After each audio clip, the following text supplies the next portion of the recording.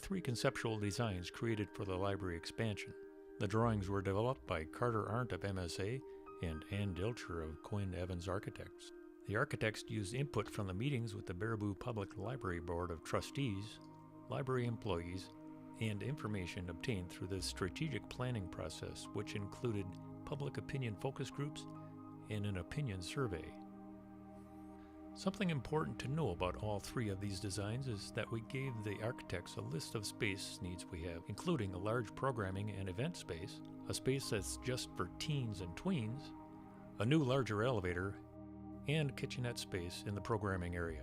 In all three designs, we asked the architects to design program space so that it could be opened after hours without opening the rest of the library. With the programming space we asked for, it is possible we could hold multiple programs simultaneously.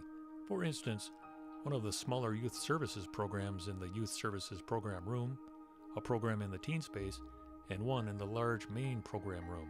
We also asked for green space to be included in each design, to be used for outdoor programs or a place for people to gather informally. All three of the design concepts meet all of our needs.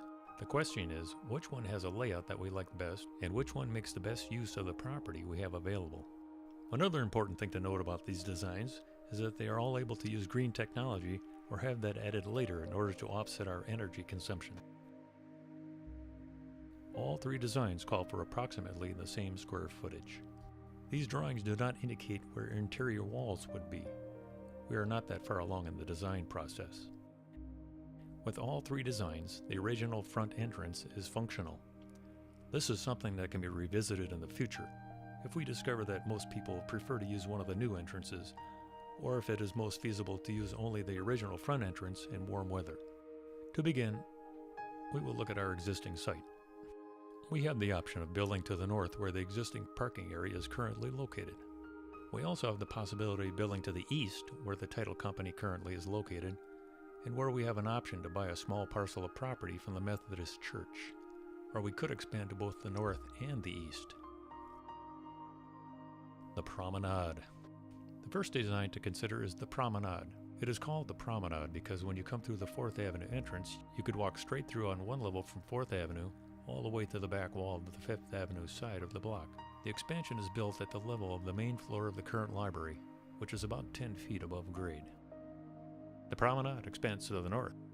We would build over what is now the alley behind the existing building. There would not be a through alley on the west side of the block with this design. Entrances to open-air parking lots would be either from 4th Avenue or 5th Avenue. The conceptual drawing also shows an entrance through an alley still existing between the L. Ringling Mansion and the Methodist Church. These two entities are considering the possibility of closing off this portion of the alley too. This would switch entrance and exit points to the north-south axis rather than the east-west axis we currently have. The drive-up book drop would be along the east side of the expansion, adjacent to the northernmost parking lot. On the eastern side of the building near the new mid-block entrance, there would be an opportunity for a pocket park associated with the roundabout near the entrance. The green space along the sidewalk that extends from 4th Avenue to the mid-block entrance also offers possibilities for unique green space features. In the promenade design, the original part of the library would contain adult collections, the main service desk, and would add some additional meeting spaces and study rooms in the center of the space. The main service desk would have a clear line of sight with the youth services desk in the new addition. To get to the youth services department, you would make your way through the library towards the north. You would find yourself in an area with the new, larger program room, a smaller Creative Commons space for hands-on creating, and smaller meeting or program rooms, along with some teen spaces. At the northern end of the building would be the Youth Services Department. There would be study areas for youth and teens along the east wall. There has been discussion of having a glass wall separating this area from the rest of the library in order to muffle sounds from the Youth Services area. The mid-block entrance would be at grade, a ground-level entrance. Once you are inside, you may go to the stairs to reach the main level of the library, or use the elevator that is conveniently located inside the door. The lower level of the existing library would contain further adult collections, as well as staff workspaces and some mechanical spaces. An option for the promenade is that underneath the addition there could be underground parking. The entrance for this would be off of Birch Street, You could drive in and park, walk under cover, and enter the library on the lower level. This would create an additional cost for the library expansion, but would provide 35 to 40 protected parking spaces. The Beacon. This design is called the Beacon because part of the addition is on the east side of the front of the library and angles outward toward the downtown area. Because this part of the addition would be mostly glass and full of light and activity, it could be seen from downtown like a beacon. With the 4th Avenue addition housing the main program area, it would be a lively and welcoming presence in the downtown area. This design expands to both the north and the east. The Birch Street entrance to the alley would be closed because we would build over the alley. Parking lots would be to the north and the east of the building. Traffic could enter and leave the parking lots from 4th Avenue or 5th Avenue.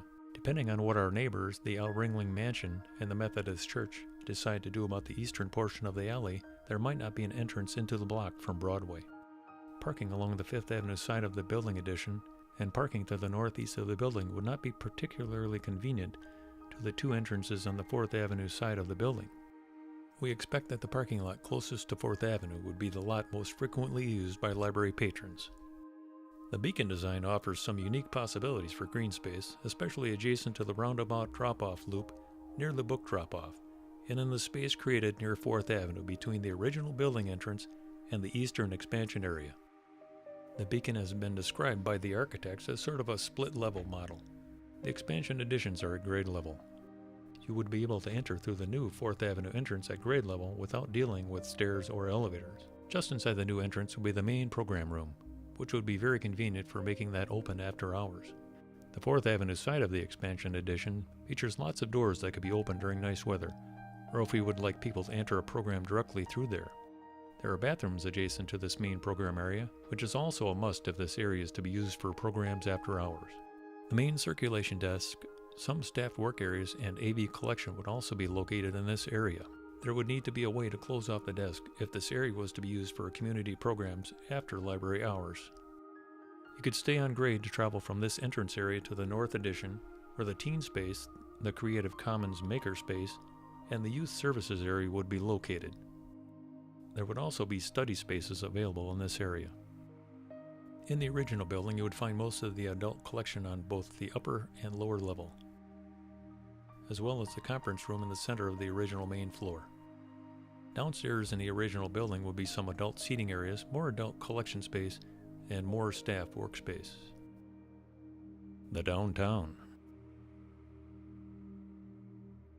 This design concept is named the downtown because it calls for a 2-story addition built along 4th Avenue.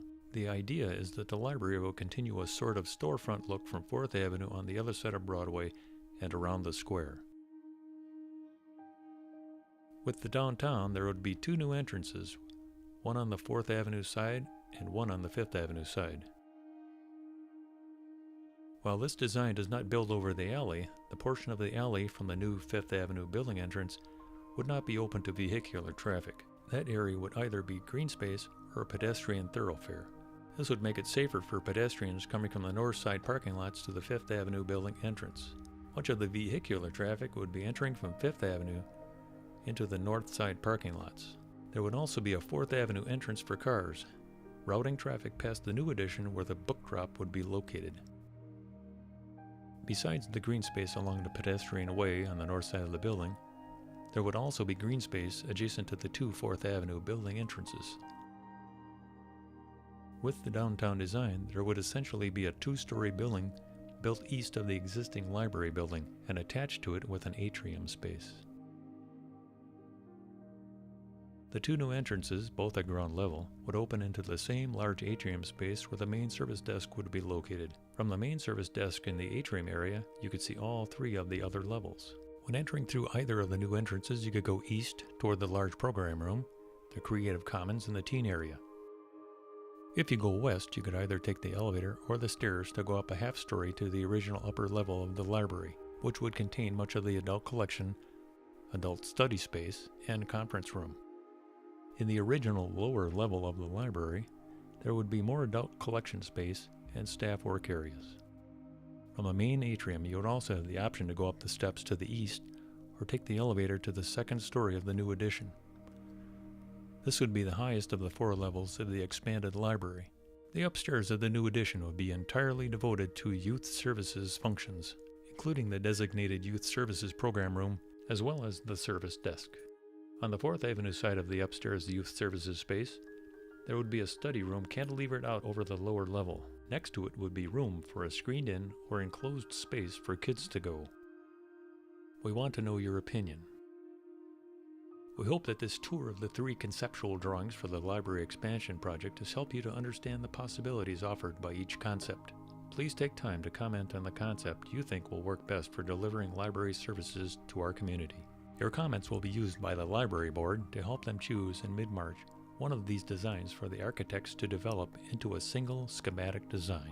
You may comment on our Facebook page, on the comment cards available at the library, or by emailing our director, Jessica Bergen, at jessica@baraboopubliclibrary.org.